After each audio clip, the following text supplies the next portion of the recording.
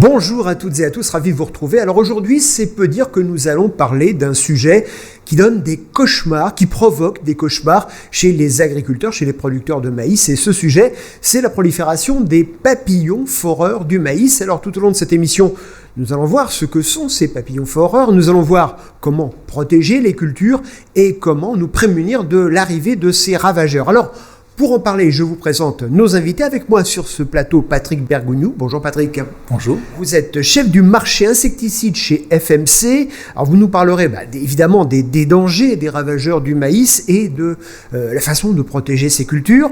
En duplex de Sud-Vendée, Emmanuel Sago. Bonjour Emmanuel. Bonjour. Alors, vous êtes agriculteur dans le Sud-Vendée, je le disais, près de Fontenay-le-Comte. Et avec vous, vous nous ferez partager votre expérience dans la protection contre les foreurs. Et on verra aussi l'intérêt qu'il y a à se protéger. Et Raphaël Rouzès, bonjour. Bonjour. Vous êtes entomologiste donc dans le Bordelais. Avec vous, on abordera la question des auxiliaires autour de la protection contre les foreurs. Mais tout d'abord, Patrick, je voudrais qu'on présente un peu votre entreprise FMC. C'est une entreprise qu'on ne connaît pas forcément. Alors, qu'est-ce qu'il y a derrière FMC ? Oui, donc bonjour à tous. FMC donc est une société multinationale d'origine américaine qui a racheté une partie du portefeuille de DuPont en 2017. Et donc dans ce portefeuille DuPont, il y avait principalement des herbicides, des insecticides et une partie qu'on appelle Plant Health, qui sont des produits de biocontrôle et des biostimulants. Donc c'est une société qui est à peu près au 5e rang mondial.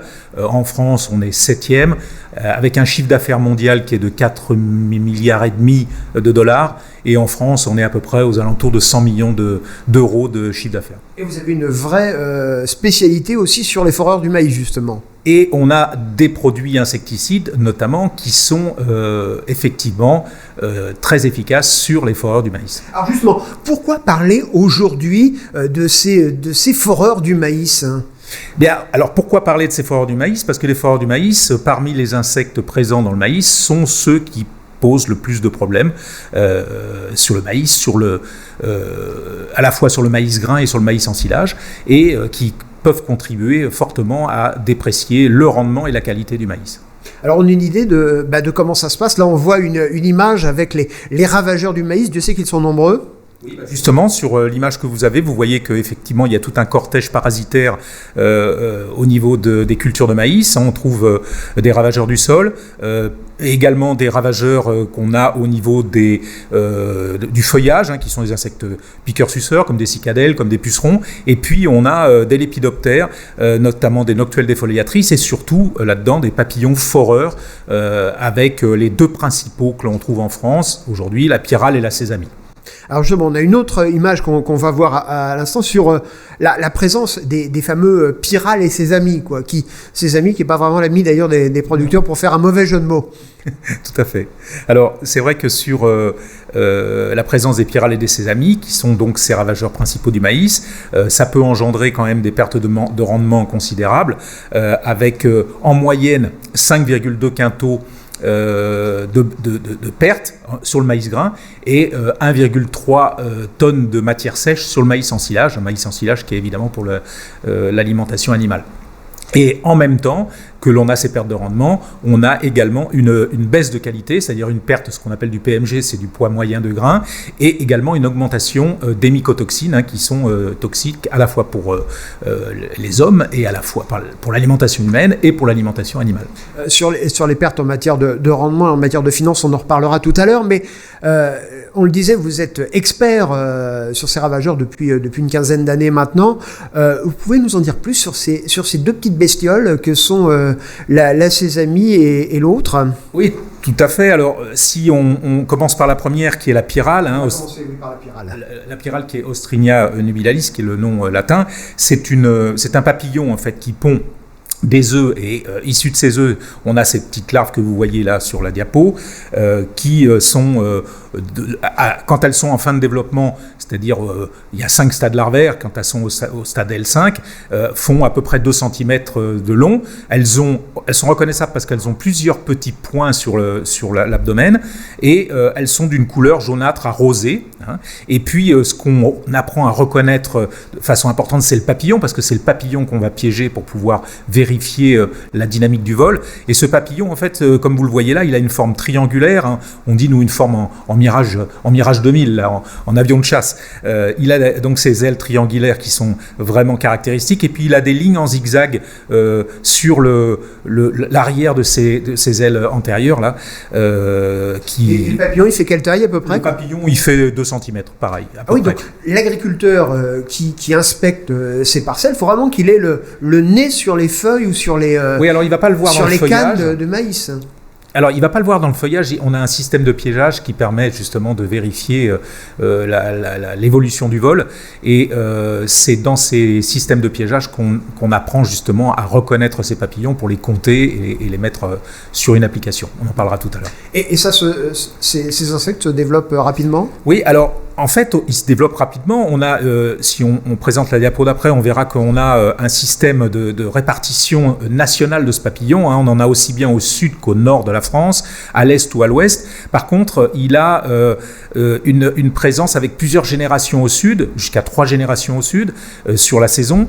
Et quand on remonte vers le nord, une seule génération. Donc c'est pour ça qu'on a des zones qui sont dites bivoltines à 2 ou 3 générations, des zones monovoltines au nord qui sont avec une seule génération, et des zones mixtes qui sont la partie ouest, Bretagne, Normandie, où là il y a les 2 écotypes, on va dire, les 2 sous-espèces qui sont présentes. Alors, ce qu'on voit sur l'image, d'ailleurs, c'est pas très surprenant. Hein. On voit tout le grand quart sud-ouest de la France qui est concerné, parce que ce sont les grosses zones de production de maïs. Bien sûr. En fait, toute la partie ouest, là, vous voyez, et la partie sud-ouest, c'est les 2 plus grandes zones de production de maïs. Et l'Alsace, bien sûr. On ne va pas oublier les Alsaciens qui ont une grosse production de maïs également. Alors, on a parlé de la pyrale, on va aussi parler de la sésamie. Oui. Alors, la sésamie, c'est donc le deuxième foreur, le deuxième insecte ravageur du maïs. Elle est plus grosse. Elle fait jusqu'à 4 cm. Hein. C'est un insecte qui est gros. La larve, donc, a une seule ligne de points sur les côtés. Elle est de couleur beige. Et le papillon, lui, se reconnaît aussi aisément, parce que là, il a plutôt une forme en toit, avec un brushing important, hein, une crinière de lion dessus, un corps trapu, et il a les ailes postérieures blanches, avec quelques points au bout des ailes qui permettent de la distinguer des autres espèces similaires. Oui, il a l'air sympa, mais uniquement à regarder comme ça quand on est dans le huis clos de ce studio. Quelles sont les conséquences de la présence de ces ravageurs? Parce que là, c'est clair que ils sont dans des zones de forte production, donc je suppose que pour les agriculteurs, ça doit être particulièrement compliqué. Tout à fait. Alors déjà, la sésamie, ce qu'il faut ajouter comme petit détail, c'est que la sésamie, elle est présente plutôt au sud de la France. Hein, si on peut passer la diapo suivante, elle est présente principalement au sud. C'est un ravageur méditerranéen. Et il est en train de monter, de progresser vers le nord de la France. On commence à en trouver même en Bretagne aujourd'hui. C'est quoi? C'est l'effet du réchauffement climatique? Alors c'est l'effet du réchauffement climatique, très certainement. C'est aussi le fait que c'est des insectes qui arrivent à suivre les zones de développement du maïs, et que donc il est en train de remonter petit à petit vers le nord, mais la chaleur y contribue, hein, ça c'est certain. Et donc on a 2 à 4 générations, suivant qu'on est complètement dans le sud-ouest, au fond du sud-ouest, et 2 générations quand on se retrouve à la limite de la Bretagne. Donc c'est un insecte qui progresse fortement. Et alors, donc, quelles sont les conséquences sur ces cultures de maïs? Là, ce que l'on voit, c'est ce qu'un agriculteur, un producteur de maïs peut constater dans ses parcelles. Exactement, c'est ce qu'on peut observer. Donc déjà sur canne, c'est des insectes qui vont perforer la canne, qui vont grimper et se nourrir de la moelle à l'intérieur de la canne, et donc fragiliser les pieds de maïs. Hein. On peut avoir même une disparition des pieds quand c'est des jeunes semis, hein, sur des semis de 4-5 feuilles, il y a des disparitions complètes de pieds. Et puis on a également donc une sensibilité à la casse.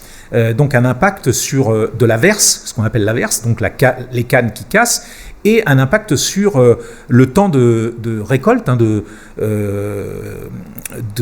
récolte du maïs, puisque les machines mettent plus de temps pour passer et parce que les cannes sont au sol. Donc c'est plus compliqué que quand on a des cannes bien droites et qui ne sont pas cassées. Et puis la deuxième conséquence, c'est une conséquence directement sur les épis, où là on a, comme je vous disais tout à l'heure, une baisse de rendement parce que ça grignote une partie des graines de maïs, et puis ça induit également des développements, c'est les portes d'entrée aux maladies. J'allais vous poser la question de savoir si la présence de la pyrale et de la sésamie sur les épis de maïs, ça peut avoir aussi des conséquences en termes de qualité du grain de maïs, tout bêtement. Bien sûr. Alors, le grain de maïs, déjà, on sait qu'on peut avoir des grains de maïs qui ont un poids plus bas, puisque il est beaucoup plus difficilement alimenté, puisqu'il n'y a plus cette alimentation par la tige. Donc, on peut même avoir des épis qui tombent, donc carrément, on perd des épis, donc ça compte sur le rendement. Et puis, on a également donc le développement de fusariose, de champignons dans ces grains qui sont liés aux perforations de ces insectes, de ces larves, et derrière un développement de mycotoxines, donc des toxines sécrétées par ces champignons. Et là qui peuvent avoir aussi des conséquences sur la santé humaine. Qui peuvent avoir des conséquences sur la santé humaine, sur l'alimentation animale, parce que les mycotoxines ont un impact sur ce qu'on appelle l'appétence de l'alimentation. Il y a des refus à l'auge, que ce soit pour les cochons ou que ce soit pour les bovins. Quand il y a trop de mycotoxines, ils refusent de manger l'alimentation parce qu'évidemment, ils sentent que l'alimentation n'est pas saine.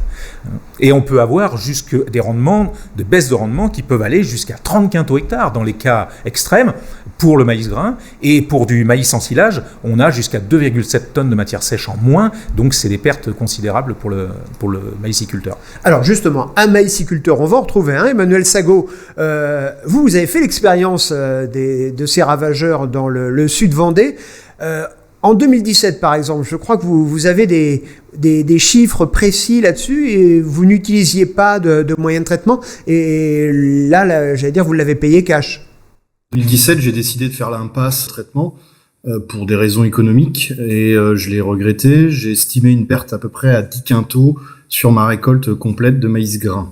Aujourd'hui, ça, comme on dit, ça a provoqué un électrochoc chez vous en disant, maintenant, il faut que je change mon approche, même si effectivement, on peut le comprendre en matière économique, tout ça a un coût. Ah oui, systématiquement, maintenant, tous les ans, je suis l'application, je suis aussi le bulletin de santé du végétal. J'essaie de m'informer pour connaître la date des vols, ensuite de déclencher un traitement, mais c'est tous les ans. Alors justement, on va reparler de tout ça tout à l'heure avec Patrick Bergougnoux. Moi, je crois que vous m'expliquez très concrètement comment ça marche chez vous. Parce que vous avez des bulletins d'alerte, vous avez des écrans radars. Expliquez-moi un peu le quotidien du maïsiculteur quand il doit lutter contre la pyrale et la sésamie. Alors on s'informe avec du coup le BSV, le bulletin de santé du végétal, qui peut émettre des alertes. Il y a une surveillance, il y a des comptages qui sont faits en fonction des pièges, comme expliqué tout à l'heure, et puis il y a aussi l'observation sur le terrain. Alors pour les comptages, ça se passe comment ? Moi, je fais pas les comptages, c'est les organismes tels que le bulletin de santé du végétal ou FMC qui fait aussi des comptages en fonction de leurs pièges. Parce que alors ça, Patrick, les comptages, c'est un petit peu... Il y a deux traditions pratiquement dans le monde agricole. Il y avait trier les lentilles et il y a trier les insectes aussi. Expliquez-moi ça. Oui, alors en fait, on a un système, alors on a plusieurs outils d'aide à la décision pour les agriculteurs. Je vais rentrer un peu dans le détail. Le premier, c'est une grille d'évaluation du risque pour l'agriculteur. Donc là, c'est directement pour Emmanuel Sagot dans ses parcelles, en fonction de plusieurs critères, donc de l'historique de la parcelle, de la rotation de culture sur les parcelles, des travaux du sol après la récolte, du labour avant semis ou pas, et de l'historique des dégâts de foreur sur la parcelle. Tous ces éléments qu'on met dans une grille permettent à l'agriculteur de savoir si sur sa parcelle, il a un fort risque ou un risque faible foreur pour l'année qui va suivre. Et derrière ça, effectivement, on a d'autres outils, comme notamment une application qui est liée à un réseau de piégeage. Cette application, elle s'appelle Arc Farm Intelligence. C'est une application qu'on peut avoir aussi bien sur les produits Apple, les iPhones ou Android. Ou les Android. Et cette application, elle est alimentée par un réseau de piégeage. Il y a 300 pièges à peu près en France qui sont opérationnels aujourd'hui. Et donc les piégeurs, qui sont principalement des agriculteurs et des techniciens de la distribution ou de la prescription, rentrent les informations 2 à 3 fois par semaine dans l'outil du nombre de bestioles qui piègent à la fois pour la sésamie et la pyrale. Ça, c'est ce qu'on voit à l'image aujourd'hui. Ça, alors, c'est un smartphone. Voilà ce qu'on a sur son téléphone portable. Exactement. Ça, c'est l'information qu'on a sur son téléphone, avec des petits points de couleur qui sont verts, jaunes ou rouges, en fonction du niveau de piégeage qu'on a dans les parcelles, et qui nous permet donc de faire des alertes personnalisées, régionalisées, et d'optimiser, en définitive, à partir de là, les programmes de protection. Et alors, tout ça, c'est aussi personnalisé. Il y a des aides spécifiques parce que chaque agriculteur a une problématique qui lui est propre et donc on peut dire qu'il y a un problème par agriculteur. Oui, alors l'agriculteur qui télécharge cette application, lui, il va avoir l'information, même s'il n'est pas piégeur, il va avoir l'information des pièges qui se situent autour de chez lui. Et à partir de ces pièges et de l'information de ces pièges, il a donc la notion du risque dans son secteur, qui est couplé, alors comme le disait Emmanuel Sagot tout à l'heure, avec le bulletin de santé végétale qui est édité par les services officiels, et à la fois un bulletin technique que nous on édite, FMC, et qui est régionalisé en fonction donc de nos outils, donc de ces systèmes de piégeage, également de cages d'élevage qu'on a. Ces cages d'élevage permettent de voir à quel moment les insectes vont commencer à émerger là en ce moment, et tous ces éléments-là nous permettent d'éditer un bulletin d'information pour que l'agriculteur, dans son secteur, sache à quel niveau est le risque foreur sur son secteur. Et là, les cages, c'est ce que nous voyons à l'image en ce moment. Exactement. Alors les cages, c'est simple, là, c'est des petites boîtes qu'on trouve dans le commerce, dans lesquelles on met des fragments de cannes de maïs, avec des larves de maïs qu'on a récupérées dans la nature. On les laisse dehors et donc on vérifie quand est-ce qu'on a les premières nymphoses, la partie chrysalide du papillon, et puis quand est-ce que les premiers papillons vont émerger.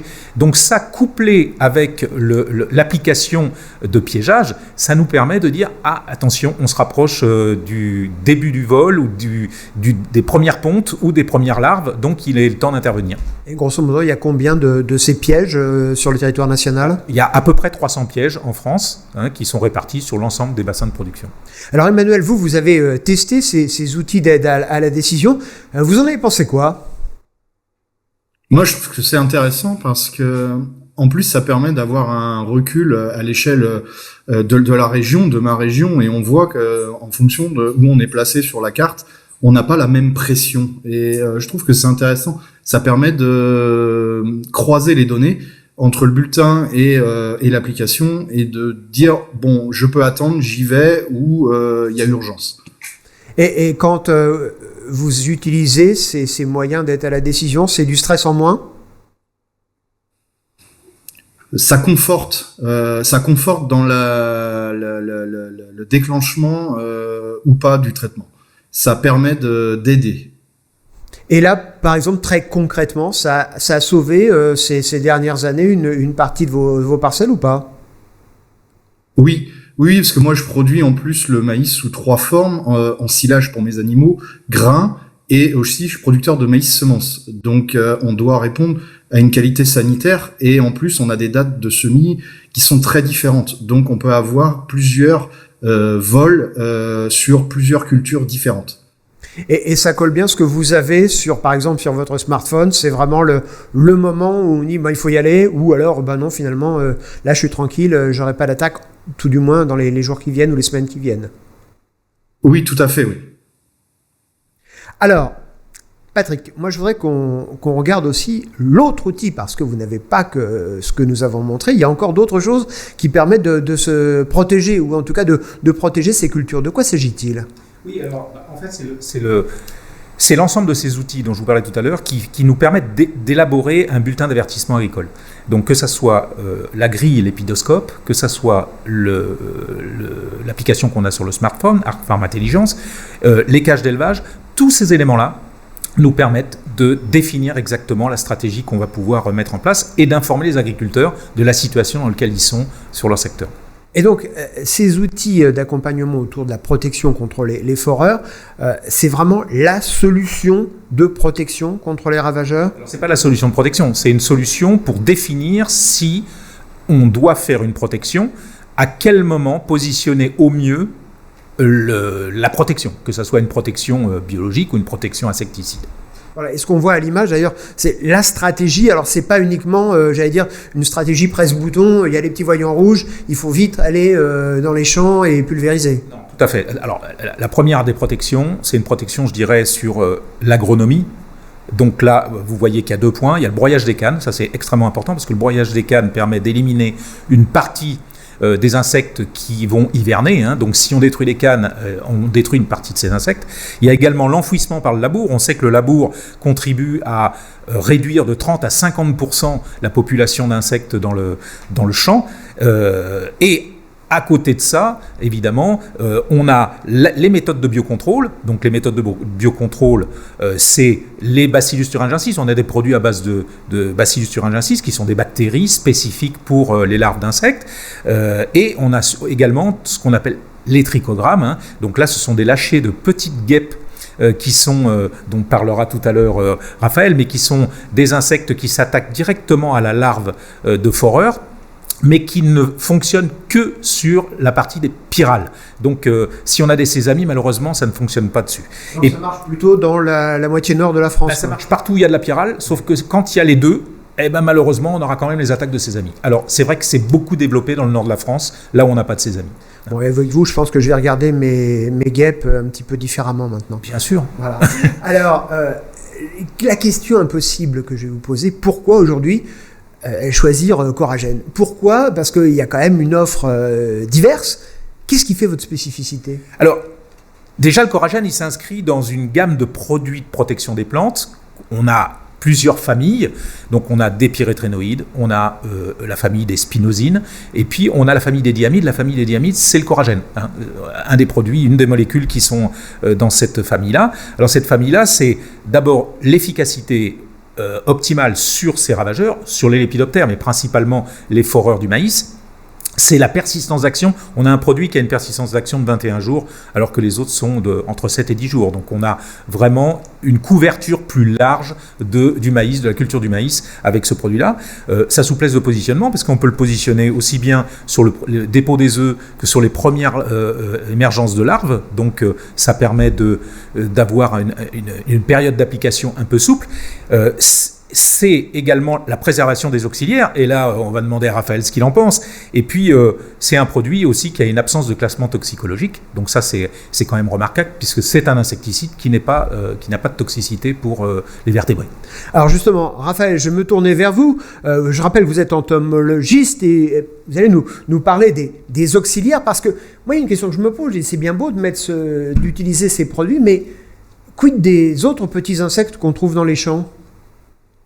Alors oui, en parlant d'auxiliaires, outre certains groupes qui offrent des bénéfices directs à l'homme via la production de miel, carmin et soie, on trouve tout un cortège d'auxiliaires en fait, d'insectes qui participent au bon fonctionnement des agrosystèmes en limitant les populations de ravageurs.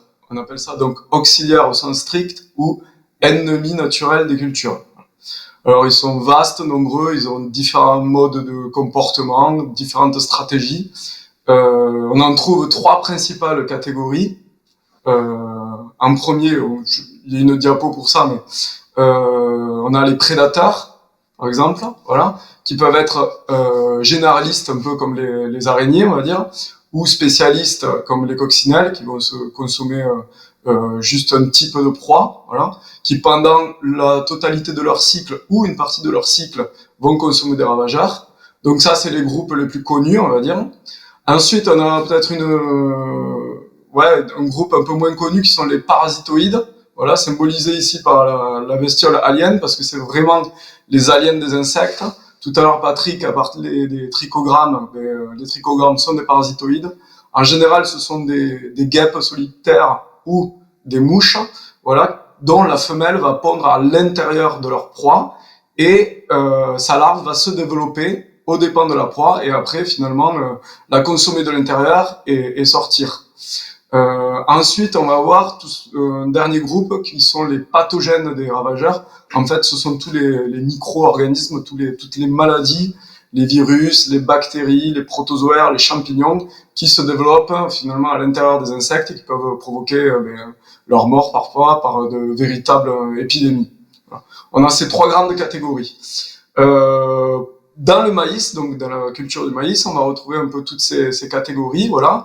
Notamment dans les généralistes, on a beaucoup d'araignées qui participent à la régulation des ravageurs. Quand je dis araignées, il y a aussi ce qu'on appelle des opilions, voilà, des faucheux.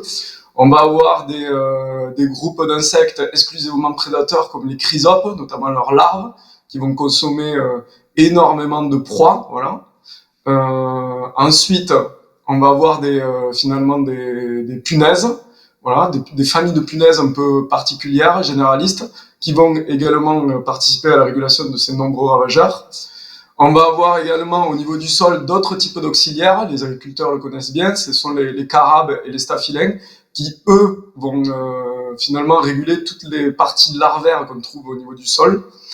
Et enfin, on va avoir tout un cortège de peut-être prédateurs un peu plus spécialistes, souvent liés aux pucerons, c'est ce qu'on voit sur la diapositive là. Donc là on a tout un cortège, ce que j'évoquais avant là, voilà, qui sont plus ou moins spécialistes. Et après les fameuses coccinelles, les larves de cirfe qui sont des mouches, mais également des parasitoïdes un peu spécifiques. Il y a une étude qui a été menée, je voudrais que vous m'en parliez un petit peu de cette étude qui a été menée entre 2016 et 2023, je crois. Voilà, tout à fait. À l'époque, on vous regardait l'impact justement du coragène sur ces cortèges d'auxiliaires là, et on a mis à jour en fait l'existence de 3228 individus auxiliaires dans 5 régions de maïs, là, où on fait de la maïsiculture, voilà. Et les principaux auxiliaires étaient notamment des mouches prédatrices, mais également des hyménoptères parasitoïdes, ce que j'ai évoqué tout à l'heure, beaucoup d'araignées, très importants les araignées, voilà, souvent sous-estimées, mais extrêmement importantes dans la régulation de tous ces ravageurs, et également des punaises prédatrices. Et en ce qui concerne les papillons foreurs, alors, il faudrait qu'on avance un peu sur ce sujet parce que on a l'impression quand même que eux, rien ne peut les atteindre. Alors si, heureusement pour nous d'ailleurs, sinon ça serait difficile de faire du maïs. Mais ouais, donc pour les foreurs en particulier, on va retrouver tout le cortège des prédateurs généralistes qui participent aussi activement à limiter leur ponte, leurs chenilles, leurs chrysalides et même la phase adulte qui sont papillons, voilà.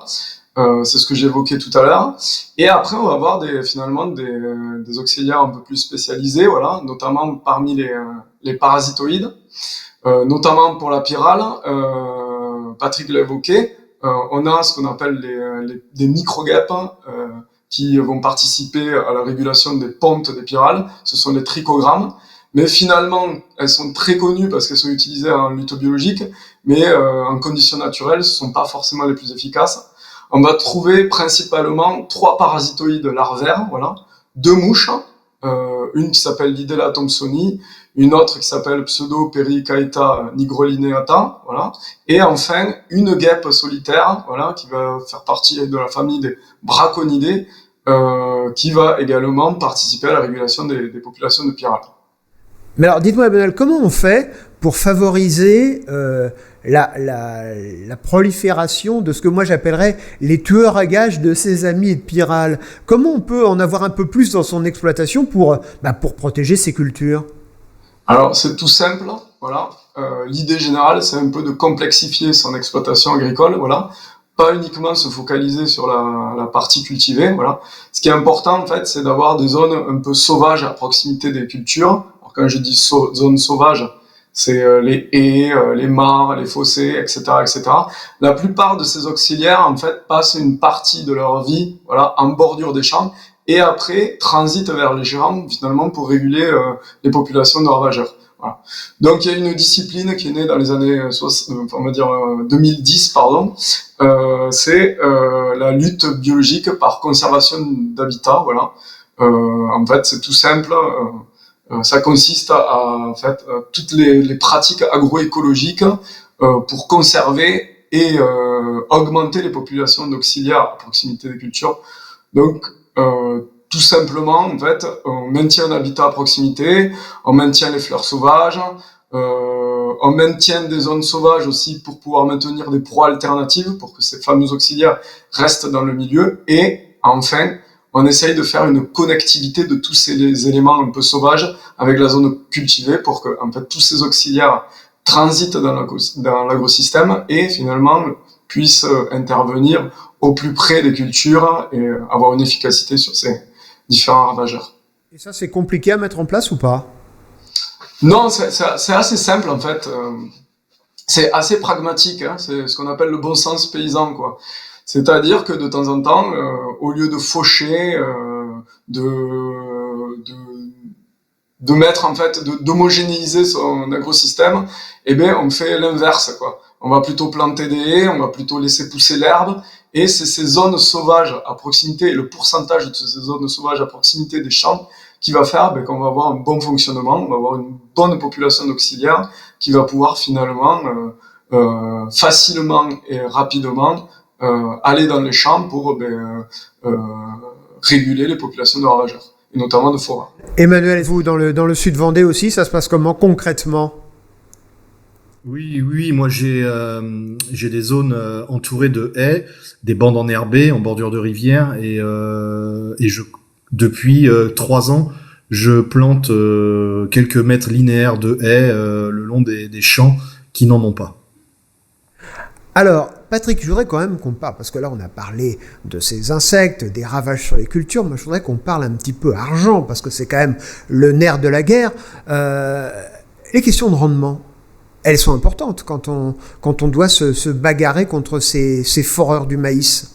Oui, alors tout à l'heure, je vous ai dit effectivement qu'on pouvait avoir des dégâts dans des parcelles à l'extrême jusqu'à 30 quintaux sur du maïs grain. Donc c'est quand même sur un maïs qui produit entre 110 et 140 quintaux en France, dans les rendements maxi, ça peut faire vite un trou.